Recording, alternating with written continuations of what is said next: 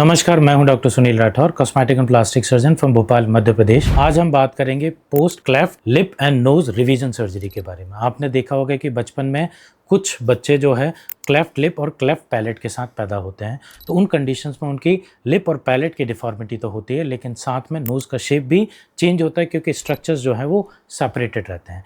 तो इन पेशेंट्स को adult age group में यानी कि 17-18 ईयर्स के आसपास आकर क्लेफ्ट लिप और नोज़ रिवीजन सर्जरी की ज़रूरत होती है। उसके दो कारण होते हैं।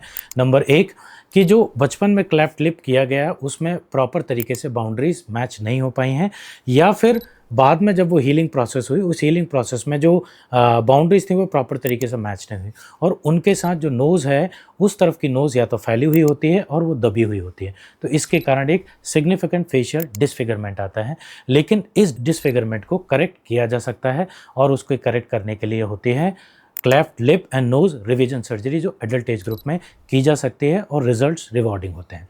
तो इस cleft lip and nose revision surgeries में आपके क्लेफ्ट लिप को रिवाइज किया जाता है, दोबारा ओपन अप करके उनके स्ट्रक्चर्स को अपनी पोजीशन पर रीअलाइन करके उनके वर्मिकुलर बॉर्डर को मैच कर दिया जाता है। तो इससे लिप का शेप पहले से बहुत बेहतर होता है और लगभग नियर नॉर्मल की तरफ आ जाता है। दूसरा होता है क्लेफ्ट नोज़ डिफॉर्मिटी।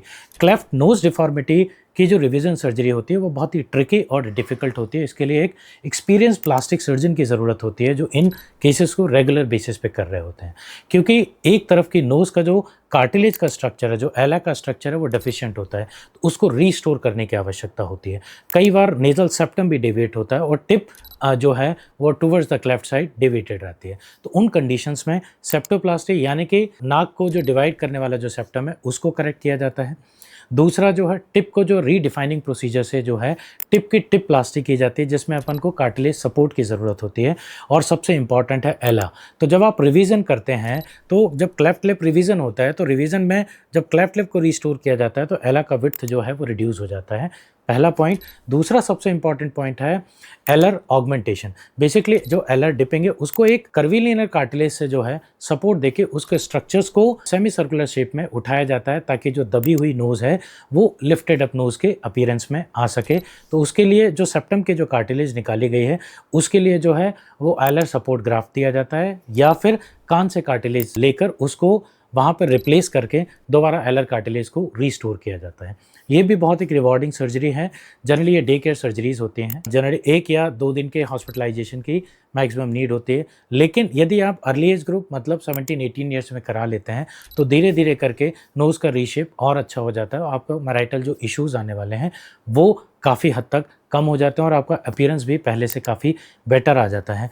यदि if you are suffering from the cleft lip and nasal deformity जो आपके बचपन में हुई और उनको रिवीजन करने की ज़रूरत है, तो आपको वेट करने की आवश्यकता नहीं है।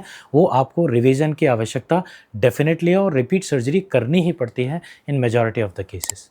Thank you.